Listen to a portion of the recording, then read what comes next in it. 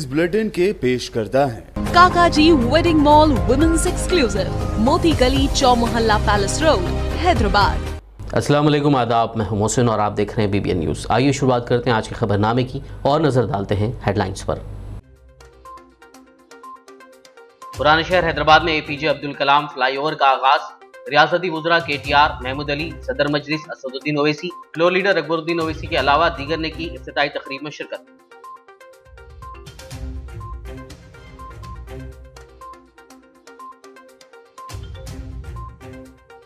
तेलंगाना के सेहत के शोबे में पेशरफ्त बीजेपी लीडरों को नजर नहीं आ रही। TRS MLA जीवन रेड्डी की प्रेस कॉन्फ्रेंस।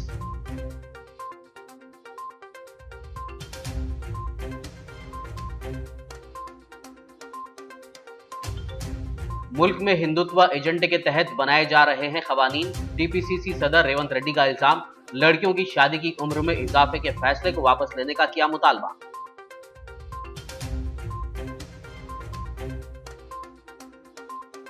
लड़कियों की शादी के सिलसिले में 21 साल की उम्र का कानून अभी नाफिज नहीं हुआ।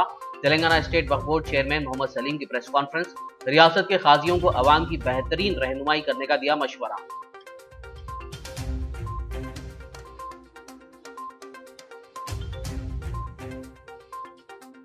TRS और बीजेपी में खुफिया मुआहदा। तेलंगाना प्रदेश कांग्रेस के साबिक सदर उत्तम कुमार रेड्डी ने लगाया इल्जाम।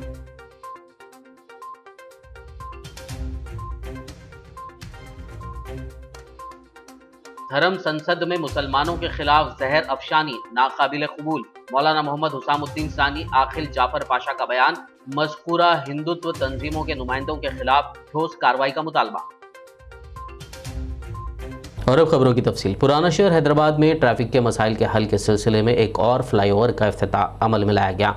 मेधानी ओवैसी जंक्शन पर तामीर करदा इस 3 लेन वाले फ्लाईओवर को साबिक सदर जमहूरिया डॉक्टर APJ अब्दुल कलाम का नाम दिया गया है। इसका तेलंगाना के वजीर इंफॉर्मेशन टेक्नोलॉजी के तारक रामा राव ने सदर मजलिस व हैदराबाद रुकन पार्लियामेंट बारिस्टर असदुद्दीन ओवैसी, वजीर दाखिला मोहम्मद महमूद अली, वजीर तालीम सविता इंदिरा रेड्डी, मजलिस इत्तेहादुल मुस्लिमीन के फ्लोर लीडर व मुकामी रुकन असम्बली अकबरुद्दीन ओवैसी के हमरा इफ्तिताह अंजाम दिया। तेलंगाना की हुक्मरान जमात TRS के रुकन असम्बली जीवन रेड्डी ने अपोजिशन कांग्रेस और BJP को निशाना बनाते हुए दोनों में साजबाज का इल्जाम लगाया। दफ्तर TRS LP में मीडिया से बात करते हुए उन्होंने निशानदेही की कि नीति आयोग ने तेलंगाना में सेहत के शोबे में होने वाली पेशरफ्त की सताइश की है, लेकिन रियासती BJP लीडरान को वो नज़र नहीं आ रहा। इसके अलावा उन्होंने वज़ीर आला के फार्म हाउस में धान की काश्त से मुतालिक सदर तेलंगाना प्रदेश कांग्रेस कमेटी रेवंत रेड्डी के इल्ज़ाम को झूठ करार दिया और कहा कि रेवंत रेड्डी को पहले अपनी ही पार्टी के लीडर जग्गा रेड्डी के सवालों का जवाब देना चाहिए। చాలా స్పష్టంగా ఈ రాష్ట్ర ప్రభుత్వం అన్ని విషయాల్లో వివరంగా, కూలంకుషంగా, వివరణాత్మకంగా, విపులంగా తెలియజేసినప్పటికీ మమ్మల్ని మేము రచ్చబండ కోతాం గౌరవ ముఖ్యమంత్రి కేసీఆర్ గారిని వారి ఫామ్ హౌస్ మీద మాట్లాడడానికి కోతాం. ఈ నాయకులకు ఈస్ట్ వెస్ట్ నార్త్ సౌత్ లెక్క ఈ నలుగురు ఐదుగురు నాయకులు పాడైనరు. కరీంనగర్ దిక్కేమో ఈ తొండి సంజయ్, ఈ నిజామాబాద్ దిక్కేమో ఈ గుండు అరవింద్, అటు దిక్కేమో రేవంత్ రెడ్డి, ఇటు దిక్కేమో ఈ బ్రోకర్ మల్లిగాడు.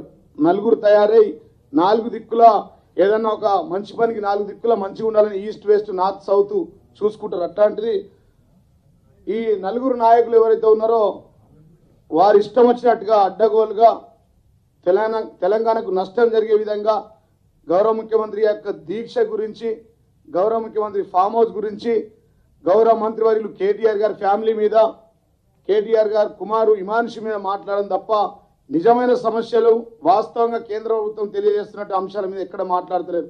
ఇలా నీతి ఆయోగ్ విషయంలో గతంలో 4వ స్థానంలో ఉన్నటువంటి తెలంగాణ రాష్ట్రం నీతి ఆయోగ్ తెలియజేసింది వైద్య విధానంలో 4వ స్థానంలో ఉన్న వైద్య సర్వీసులలో 4వ స్థానంలో ఉన్న తెలంగాణ 3వ స్థానానికి వచ్చింది.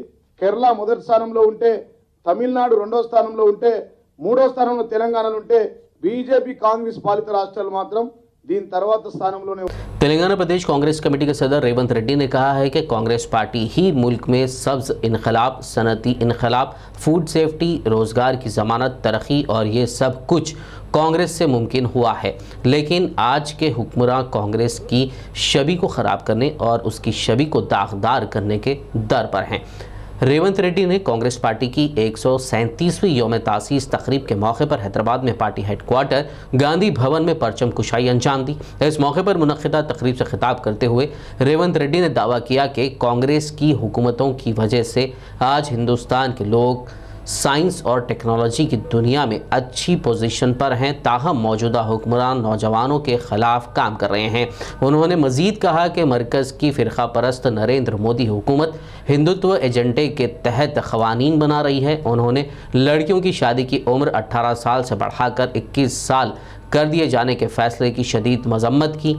उनका कहना था कि ख़वातीन और लड़कियों की राय हासिल किए बगैर शादी की उम्र में इजाफा मुनासिब नहीं है। इस मौके पर तेलंगाना कांग्रेस के सीनियर कायदीन व कारकुनान मौजूद थे। మత సామరస్యం కొనసాగాలన్నా ఈ దేశంలో చదువుకున్న యువతకు ఉద్యోగాలు రావాలన్నా ఈ దేశంలో ఎస్సీ ఎస్టీలకు రాష్ట్ర కేంద్ర ప్రభుత్వాలలో రిజర్వేషన్లు అమలు జరిగి ఉద్యోగ విద్యా అవకాశాలు రావాలన్నా ఈ దేశానికి రాష్ట్రానికి నాయకత్వం వహించాల్సింది కాంగ్రెస్ పార్టీనే. కాంగ్రెస్ పార్టీ 18 సంవత్సరాలు ఉన్న ఆడపిల్లల యొక్క పెళ్లి వయసును అర్ధాంతరంగా 21 సంవత్సరానికి పెంచుతామంటారు. నేను అడుగుతున్న ఈ వేదిక మీద నుంచి దేశ ప్రధానమంత్రిని, అయ్యా కుటుంబమే లేదు, పిల్లలు లేరు, భార్య లేరు, నువ్వు ఆడపిల్లల సాధక బాధకలు నీకేమర్థమవుతాయి? పార్లమెంటులో 543 మంది ఉంటే 80 మంది కంటే ఎక్కువ మంది మహిళా ప్రాతినిధ్యం లేదు అక్కడ. మిగతా 450 మంది మగవాళ్ళు కూర్చొని ఆడపిల్లల యొక్క హక్కులను ఏ విధంగా నిర్ణయిస్తారు? అందుకే కాంగ్రెస్ పార్టీ డిమాండ్ చేస్తుంది, దేశ నలుమూలల మొత్తం చదువుకున్న విద్యార్థుల దగ్గరికి, ఉద్యోగాలు చేస్తున్న ఆడబిడ్డల దగ్గరికి, ఈ దేశానికి నాయకత్వం వహిస్తున్న మహిళల దగ్గరికి వెళ్ళండి. మహిళల యొక్క పెళ్లి వయసును 18 ఉంచాలన్నా 21 ఉంచాలన్నా ఆ మహిళల్ని, ఆ యువతను, ఆ విద్యార్థులను అడిగి వాళ్ళ అభిప్రాయం మేరకు నిర్ణయం తీసుకున్నప్పుడే ఆడబిడ్డలకు న్యాయం జరుగుతుంది. చట్టం చేస్తే వాళ్ళకు మేలు జరిగే విధంగా ఉండాలి. కానీ మతతత్వ పార్టీ మతాన్ని అడ్డం పెట్టుకొని హిందూ వేరు, హిందుత్వం వేరు, హిందుత్వం ముసుగులో విభజన తెచ్చి రాజకీయ ప్రయోజనం పొందడానికి ఎన్నికల ముందల హడావిడిగా చట్టాలు తీసుకొచ్చి మీరు రాజకీయ ప్రయోజనం పొందాలని చూస్తే దేశ ప్రజలు మిమ్మల్ని క్షమించరు. तेलंगाना स्टेट वक्फ बोर्ड चेयरमैन मोहम्मद सलीम ने कहा है कि लड़कियों की शादी के सिलसिले में 21 साल की उम्र का कानून अभी नाफिज नहीं हुआ है, लिहाजा आवाम को तशवीश में मुब्तला होने की ज़रूरत नहीं है। उन्होंने वज़ीर आज़म नरेंद्र मोदी से अपील की कि वो लड़कियों की शादी की हद उम्र को 18 साल ही बरकरार रखें। वहीं दूसरी जानिब उन्होंने रियासत के काजियों को आवाम की बेहतरीन रहनुमाई करने का मशवरा दिया।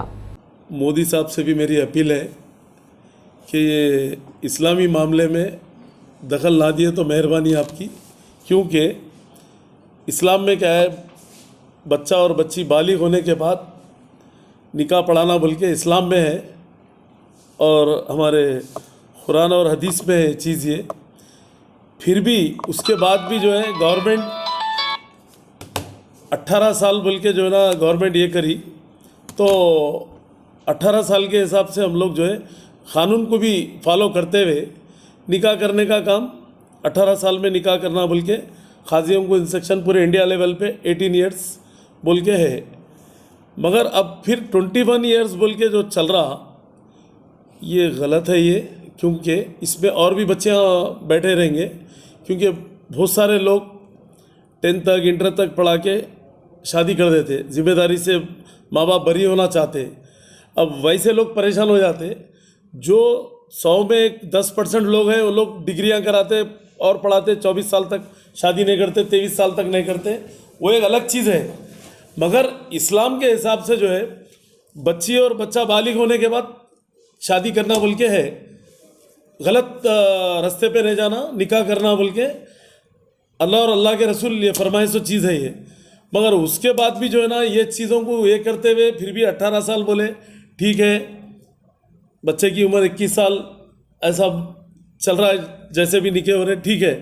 और अब फिर एक नया निकाल के 21 साल बोल के एक शोषा छोड़ दिए हमारे मोदी साहब से अपील है मेरी, प्राइम मिनिस्टर साहब हमारे इंडिया के, कि आप ये क़ानून को रुकाइए, इसको आप, मैं इसके ऊपर मजम्मत करता हूँ मैं, क्योंकि और भी जो है ना बच्चियाँ घरों में बैठ जाएंगे, 21 साल तक जो है माँ बाप पे बोझा रहेगा हो, जैसा बच्ची बड़ी हुई उसके बाद में कर देने का हुक्म है इस्लाम में, नहीं तो गलत रास्तों पे बच्चे जाएंगे तो उसका गुनाह भी मोदी साहब को होगा हो, ये जो भी इसमें इन्वॉल्व हो रहे हैं इसमें। तो मेरी अपील है पूरे प्राइम मिनिस्टर से, पूरी गवर्नमेंट सेंटर से जो है, क्योंकि ये चीज़ को केसीआर साहब भी नहीं मानेंगे इंशाल्लाह, क्योंकि अभी ये बिल पास हुआ नहीं, बिल आएगा पार्लियामेंट में, बिल पास होगा और हमारे राज्यसभा में होगा, उसके बाद फिर स्टेट गवर्नमेंट को आएगा या असेंबली में पास होगा, जो भी होगा बात के हिस्से हो। अभी आवाम से मेरी अपील है, आप लोग अभी परेशान होने की ज़रूरत नहीं है, आप लोग अभी जो पहले का कानून है उसको फॉलो करिए और निके कराइए। आप लोग ऐसा जल्दबाजी में एक का एक कर दे रहे बोल के सुना भाई, एक एक काजी 20-20, 25-25 निके पढ़ा दे रहे। अल्लाह का कानून सबसे बड़ा कानून है, वो कानून ता क़यामत तक रहने वाला है, वो कानून को कोई रोक नहीं सकते, वो कानून को कोई तरमीम नहीं कर सकते, कोई पैदा ही नहीं हुए अल्लाह के कानून को तरमीम करने वाला। तेलंगाना प्रदेश कांग्रेस कमेटी के साबिक सदर और रुकन पार्लियामेंट उत्तम कुमार रेड्डी ने रियासत की हुक्मरान जमात टीआरएस के अलावा अपोजिशन बीजेपी को निशाना बनाते हुए इन दोनों जमातों पर नुक्ताचीनी की। उन्होंने पार्टी हेडक्वार्टर्स गांधी भवन में मीडिया से बात करते हुए इन दोनों जमातों में खुफिया इत्तेहाद का इल्ज़ाम लगाया। उत्तम कुमार रेड्डी ने कहा कि रियासत के किसानों के मफादात का तहफ़्फ़ुज़ करने में टीआरएस हुकूमत नाकाम हो गई है। उन्होंने पूछा कि सिंगारेनी कॉलरीज कोयले की कानों के हर्राज के मोदी ज़ेर क़यादत मरकजी हुकूमत के फैसले से क्या बरसर इख्तियार टीआरएस वाकिफ नहीं थी।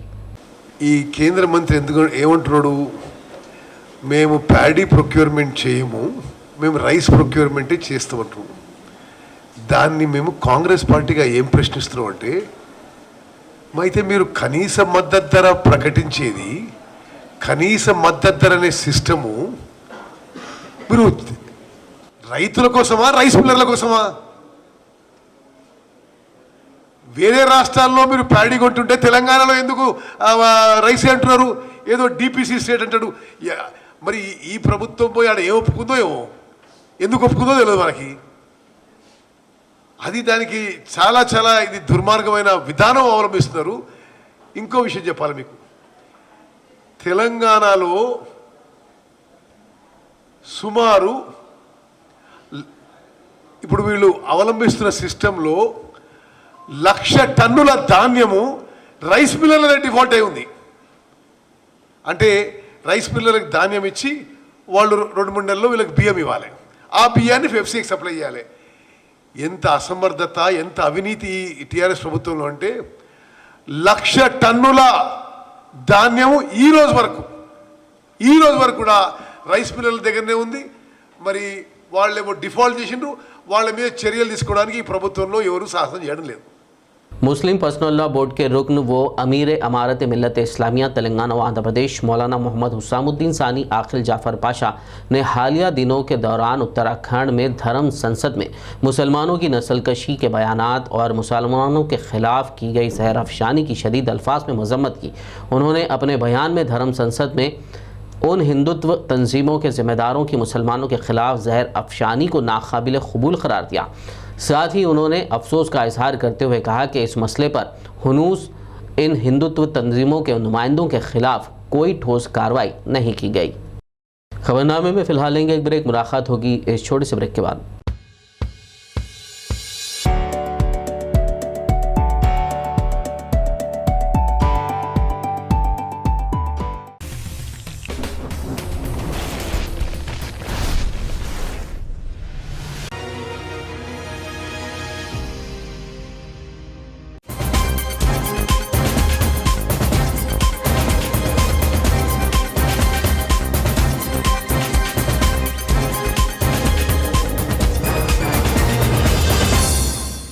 ब्रेक के बाद खबरनामे में आपका दोबारा खैर मकदम है। आइए बढ़ते हैं मजीद खबरों की जानिब। तेलंगाना स्टेट वक्फ बोर्ड चेयरमैन मोहम्मद सलीम ने फिर एक मरतबा कहा है कि यतीम खाना अनीसुल गुरबा की इमारत की 21 करोड़ रुपए की लागत से जारी तामीराती काम 4-6 माह के दौरान मुकम्मल हो जाएंगे। उन्होंने कहा कि अनीसुल गुरबा के तामीराती कामों के पेश नज़र मज़कूरा इदारे के तलबा को टिमरीज स्कूल में शिफ्ट किया गया था। वाज़ेह रहे कि इस तरह का तयख़ुन वो गुज़िश्ता कई सालों से देते आ रहे हैं। यहाँ ये बात काबिल ज़िक्र है कि नई इमारत का काम इंतहाई सुस्ती से जारी है। इस दौरान कई अंडरपास, ब्रिज, सड़कें, फ्लाईओवर्स, कई बड़े बड़े ब्रिजेस बशमूल आज इफ्तिताह किए गए doctor APJ Abdul Kalam bridge का भी इफ्तिताह हो चुका है, लेकिन इदारे अनीसुल गुरबा की इमारत का काम ताहाल जारी है। अनीसुल गुरबा के बच्चे जो है, जब अनीसुल गुरबा बन रहा था तो कहाँ रख सकते हैं, वहाँ बच्चे बीमार हो जाते ना, तो टेम्बरिज स्कूल को ट्रांसफ़र करे बच्चों को। और उसमें भी जो है बच्चे जैसा अनीसुल गुरबा में लोग सुबह ला के छोड़ देते थे, शाम में आके लेके चले आते थे, गिने चुने बच्चे रहते थे। मगर टेम्बरिज स्कूल गवर्नमेंट का जो है उसमें ट्रांसफ़र करें।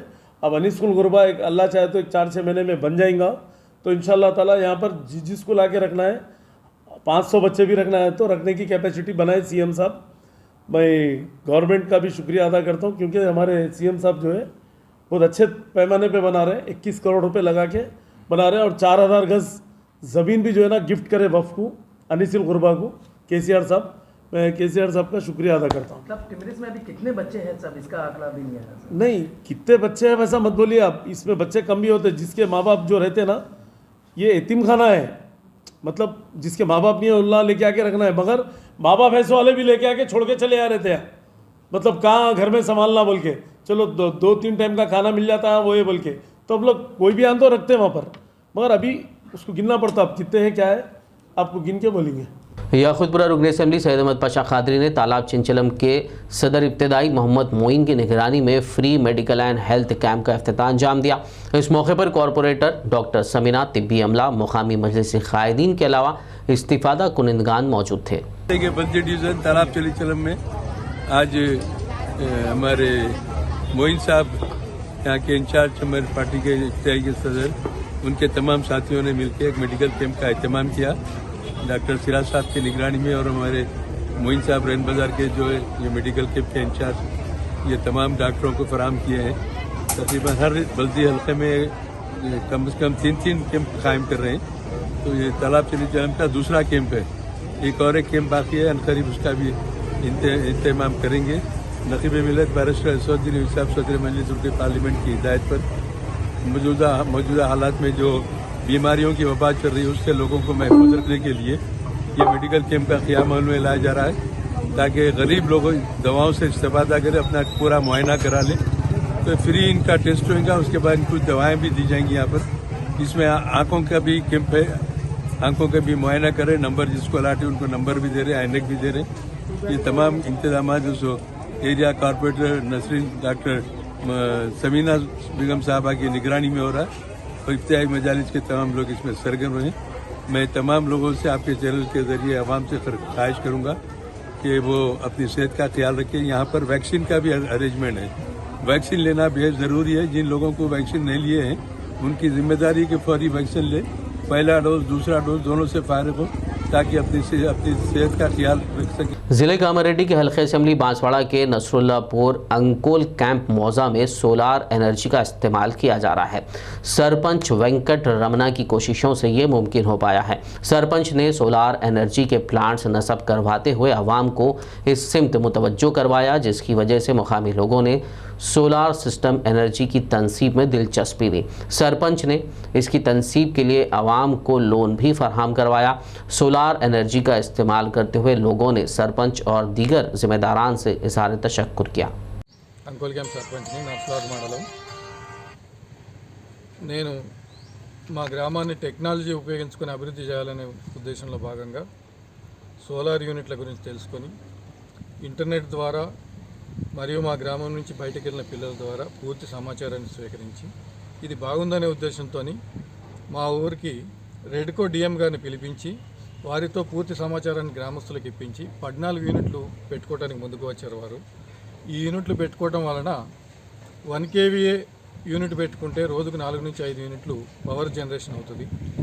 ఆ 4 నుంచి 5 యూనిట్లో మనం ఇంటికి వాడుకోగా మిగిలినది ఎన్పిటిసిఎల్ వారికి అమ్ముకోవడానికి వీలుంటుంది. వారి నుంచి తిరిగి మనం పీపీఐ అగ్రిమెంట్ చేసుకొని వారి నుంచి రిటర్న్ డబ్బులు కూడా వస్తూ ఉంటాయి. ఈ యూనిట్ పెట్టుకోవడానికి ఖర్చు ఒక్క కేవీఏ యూనిట్కి 60,000 రూపాయలు వస్తుంది. దీంట్లో 40% టీఎస్ రెడ్కో ద్వారా సబ్సిడీ వస్తూ ఉంటుంది. మిగతా 10% బెనిఫిషియరీ వాటా, మిగతా 50% వాటా మా స్పీకర్ పోచారం శ్రీనివాసరెడ్డి గారి చొరవ వలన వారు ఎండి గారితో మాట్లాడి శ్రీనిధి ద్వారా లోన్ ఇప్పించడం జరిగింది. ఇలా వచ్చిన పవర్తో మేము 5 సంవత్సరాల్లో ఈ పెట్టుబడి మొత్తం తీరిపోతుంది. తర్వాత 25 సంవత్సరాలు టాటా సంస్థ వారు మాకు ఇచ్చిన గ్యారంటీతోని ఫ్రీ పవర్ పొందడానికి వీలుంది. ఇలా మా ఊరిని మొత్తం సోలార్ పవర్గా మార్చడానికి కృషి చేయడానికి మేము ముందుకు వచ్చి ఈ యువకులు మా గ్రామస్తులు మా పెద్దల సహకారంతో నేను ముందుకు వెళ్తున్నానని తెలియజేయడానికి మీకు సంతోషపడతా ఉన్నాను. Thank you. కృష్ణ, మాది అంకోల్ క్యాంపు, నర్సలవర్ మండల్, కామారెడ్డి జిల్లా. మేము వచ్చేసి మాది డబుల్ బెడ్రూమ్ ఇల్లు. మేము వచ్చేసి సోలార్ సిస్టమ్ని ఎంచుకున్నాము. మంచిగా మాకు ఉత్పత్తి మంచిగా అవుతుందని చెప్పి మేము అనుకుని పెట్టుకున్నాము. అందులో వాళ్ళ రెస్పాన్స్ కూడా బాగుంది. టాటా కంపెనీది వాళ్ళు వచ్చేసి 170, 180 వరకు చెప్పారు. మాకు వచ్చేసి సబ్సిడీ పోగా 115కి వచ్చింది. దాన్ని బట్టి మేము చూస్ చేసుకున్నాము. దాన్ని బట్టి మేము వాడుకుంటున్నాము, పెట్టాము. అందులో ఇంకొకటి కరెంటు వాళ్ళు కూడా మాకు బాగా సపోర్ట్ చేశారు. దాన్ని బట్టి మేము తీసుకుని వాళ్ళ మీటర్స్ కానీ అవన్నీ ఫర్ డే వచ్చేసి 15 యూనిట్స్ వస్తుంది. అందులో ఒకటి మాకు 5-6 యూనిట్స్ ఖర్చు అయినా కానీ 7-8 యూనిట్స్ మాకు మిగులుతుంది. అందులో డిపార్ట్మెంట్ వాళ్ళు మాకు అమౌంట్ రిటర్న్ ఇస్తామని చెప్పారు. దాని ప్రకారం మేము చూస్ చేసుకున్నాం. ఇది నా పేరు రవితేజ, మాది అంకోల్ క్యాంప్ గ్రామం, నసర్లాల్ మండలం, కామారెడ్డి జిల్లాకి వస్తుంది. అయితే మా ఊళ్ళో అందరం కూడా సర్పంచ్ గారు మరి చెప్పిన దాని ప్రకారం మళ్ళీ ఆయన చాలా ఎంక్వైరీ చేసి దాని గురించి समाचार मजलिस इत्तेहादुल मुस्लिमीन आदिलाबाद यूनिट की रुकन असेंबली जोगुर रमना से कामयाब नुमाइंदगी पर मोहल्ला जात खुर्शीद नगर, सुंदरैया नगर व अतराफ़ के मोहल्लों में रिहाइश पजीर अक़लियतों के लिए माइनॉरिटी फंक्शन हॉल की मंजूरी अमल में आई। वार्ड नंबर 17 खुर्शीद नगर के मजलिसी काउंसलर नज़ीर अहमद की क़यादत में मजलिस के वफ़द ने आतिशबाजी करते हुए ज़बरदस्त जश्न मनाया और आपस में मिठाइयाँ तकसीम की। इस मौके पर मजलिसी काउंसलर शाहनवाज़ुर रहमान, नुमाइंदा कोऑप्शन मेंबर मोहम्मद रोहित, परवेज़, अतीक, गालिब, इरफान और दीगर मौजूद थे। वहीं मजलिसी वफ़द ने म्यूनसिपल चेयरमैन जोगू परमिंदर और वाइस चेयरमैन ज़हीर रमज़ानी से रास्त मुलाकात करते हुए उनकी गुलपोशी की। बाद-ए-अज़ा काउंसलर नज़ीर अहमद ने मीडिया से बात करते हुए तफसील बताई। 19/12/2021 को जोगी रामन्ना साहब को एक रिप्रेजेंटेटिव किया गया था खुर्शीद नगर वार्ड नंबर 17, 16, 15 के लिए फंक्शनल अलॉटमेंट के लिए लगाया गया है और आज 28/12/2021 को तीर्मानम पास किया गया म्यूनसिपाल्टी के और हम जोगी रामन्ना साहब का शुक्रिया अदा करते हैं। उसके साथ साथ बैरिस्टर रसूलुद्दीन अवैसी साहब का भी शुक्रिया अदा करते हैं और जाफ़र हुसैन महराज ने रामन्ना साहब से मुलाकात करके बात करके ये काम को अंजाम दिया। हम जाफ़र हुसैन साहब का भी बहुत बहुत तहे दिल से शुक्रिया अदा करते हैं और मजलिस इत्तेहादुल मुस्लिमीन अगर कोई चीज़ को हाथ में लेती है तो मुकम्मल तौर पे वो कंप्लीट कराती है। जोगी रामन्ना साहब से हमारे से वादा किया 2 करोड़ के काम को जल्द से जल्द अंजाम दिएंगे। यहाँ पे 2 करोड़ का काम अनकरीब इंशाअल्लाह जल्द से जल्द यहाँ पे काम तामीर में लाया जाए।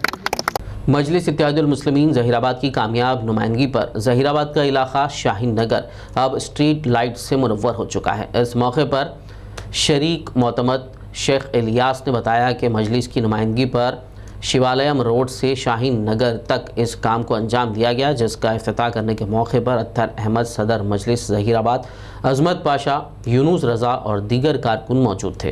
वरहमतुल्लाहि बरकातहू।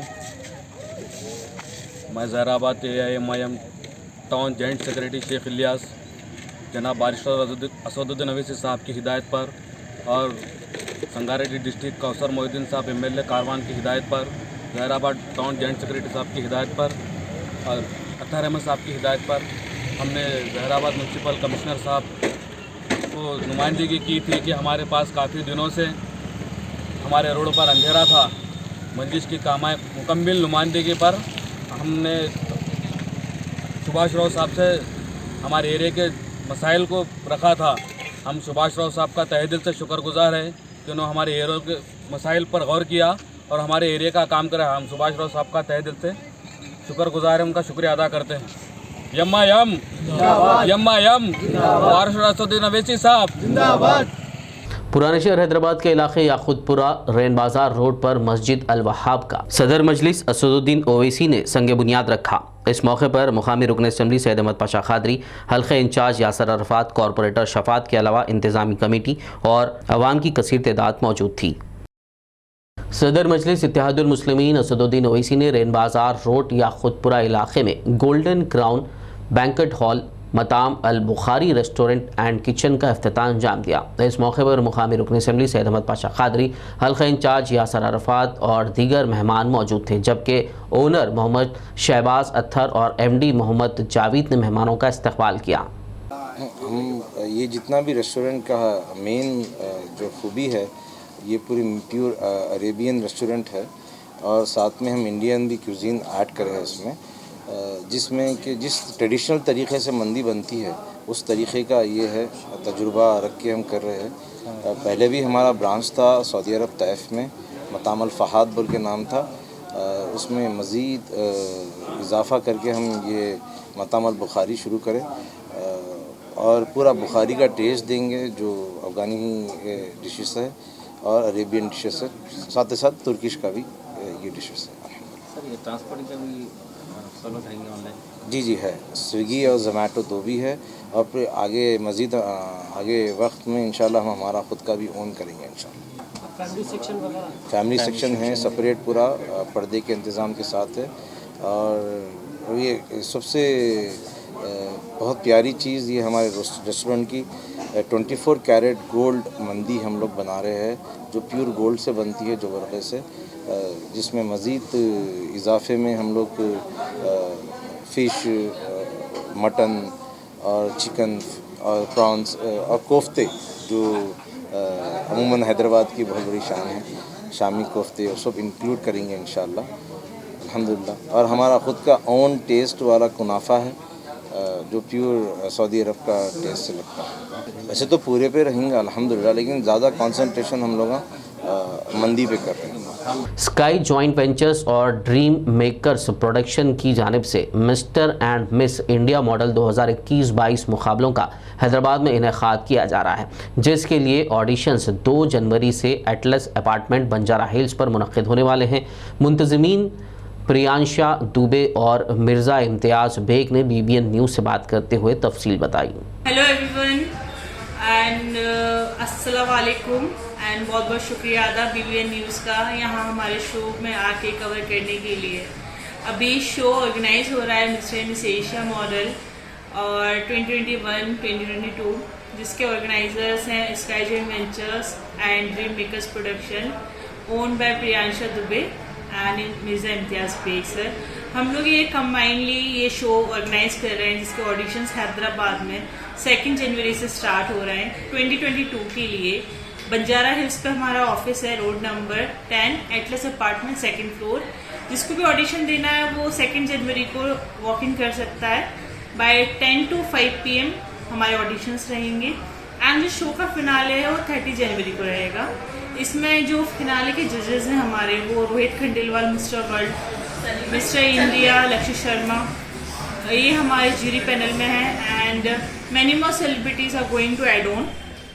आज हमारा शो का जो ऑर्गेनाइजेशन हुआ था, इनॉग्रेशन हुआ है, वो वेणुगोपालचारी सर के हाथों हुआ है, उन्होंने उसको लॉन्च किया है, तो I am very thankful to him for launching our show and I hope कि हैदराबाद के ऑडिशंस के बाद में जो ऑल ओवर इंडिया में ऑडिशंस होंगे, दिल्ली, बेंगलोर, भोपाल, सब जगह ऑडिशंस होंगे एंड हमें बहुत अच्छा यूथ मिले, बहुत अच्छे यंग टैलेंट्स मिले जिनको हम ग्रूम करके शोकेस कर सके। एंड आई लव हैदराबाद, जब से हैदराबाद में हूँ तब से हैदराबाद ने मुझे बहुत प्यार दिया है, तो आई वॉन्ट कि हमारा शो का जो फिनाले वो भी हैदराबाद में हो और हैदराबाद का नाम और आगे जाए, इंडिया लेवल पे ही नहीं इंटरनेशनल लेवल पे भी जाए। हम लोग प्लान कर रहे हैं हमारा शो इंडिया में, हम लोग उसको कंप्लीट कराने के बाद में we will go to out of India overseas as well.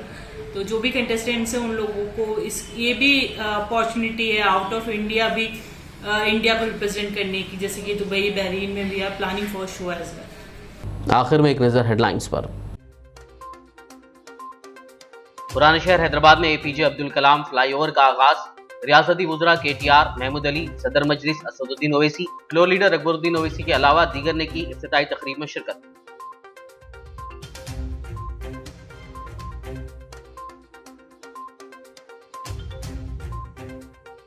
Telangana के सेहत के शोबे में पेशरफ्त बीजेपी लीडरों को नजर नहीं आ रही। टीआरएस एमएलए जीवन रेड्डी की प्रेस कॉन्फ्रेंस।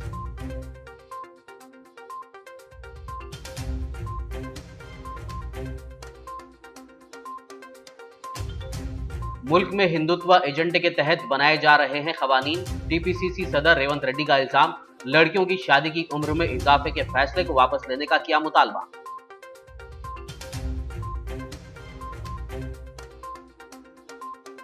लड़कियों की शादी के सिलसिले में 21 साल की उम्र का कानून अभी नाफिज नहीं हुआ। तेलंगाना स्टेट वक्फ बोर्ड चेयरमैन मोहम्मद सलीम की प्रेस कॉन्फ्रेंस।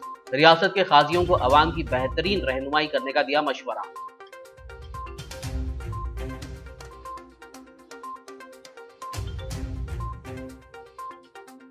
टीआरएस और बीजेपी में खुफिया मुआहदा। तेलंगाना प्रदेश कांग्रेस के साबिक सदर उत्तम कुमार रेड्डी ने लगाया इल्जाम।